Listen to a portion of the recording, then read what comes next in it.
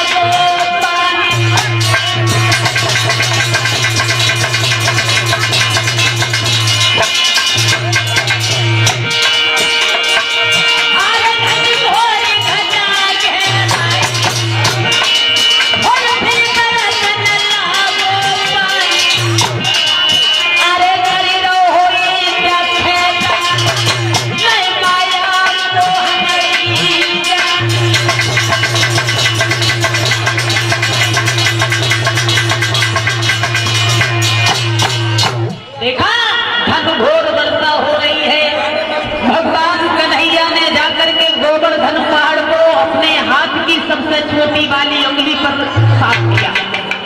गोवर्धन पहाड़ को उठा लिया।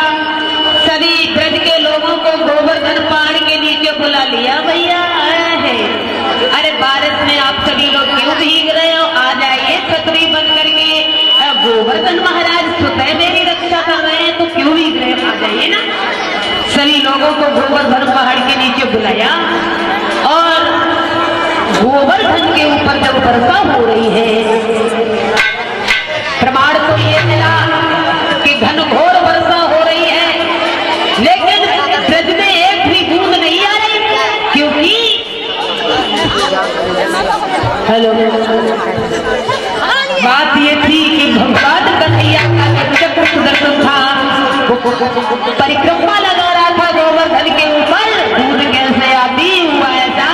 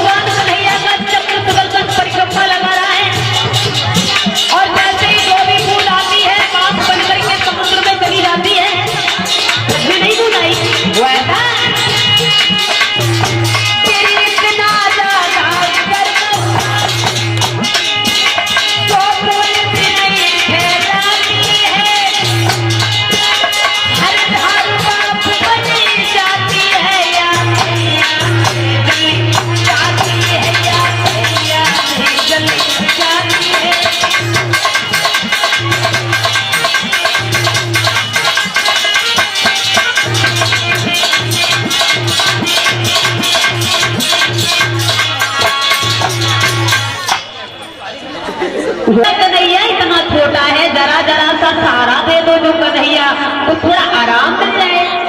और सभी ग्वालों ने अपनी अपनी लाठियां लगाई। कन्हैया से मंत्र का बोला कन्हैया हट जाओ ना। श्याम सुंदर थोड़ी सी अपनी उंगली वहीं से थोड़ी सी नीचे झुकाई एकदम गोवर्धन हिलने लगा। मंत्र का कहने लगा कन्हैया हमसे इतनी ताकत कहाँ है? इस गोवर्धन को सिर्फ तुम ही साध सकते हो। इसे साध लीजिए।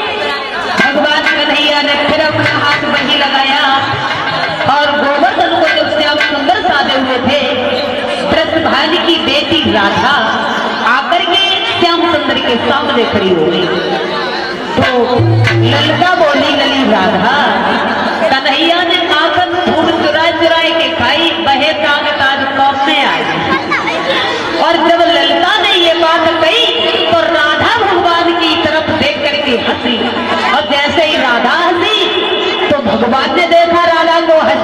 भगवान भी हंस गए।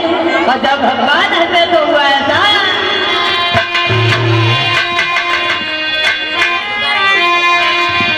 मुस्कुराहट से हिल गई माई गोवर्धन, जगमग डोली उठा, गोवर्धन जगमग डोली उठा। ओ राधा पीछे हट गई रे दामाद चिल्लाए बोल उठा, दामाद चिल्लाए बोल उठा।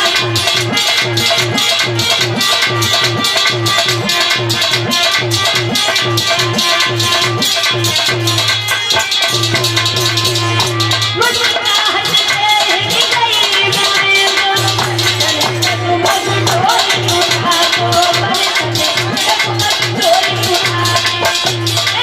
राधा पीछे हट गई रे दामाद चिल्लाए बोल उठा। नहीं मालूम है ऊपर सही भगवान कन्हैया ने जवाब दिया है, अरे मामा तुम राधा पर क्यों सीख रहे हो?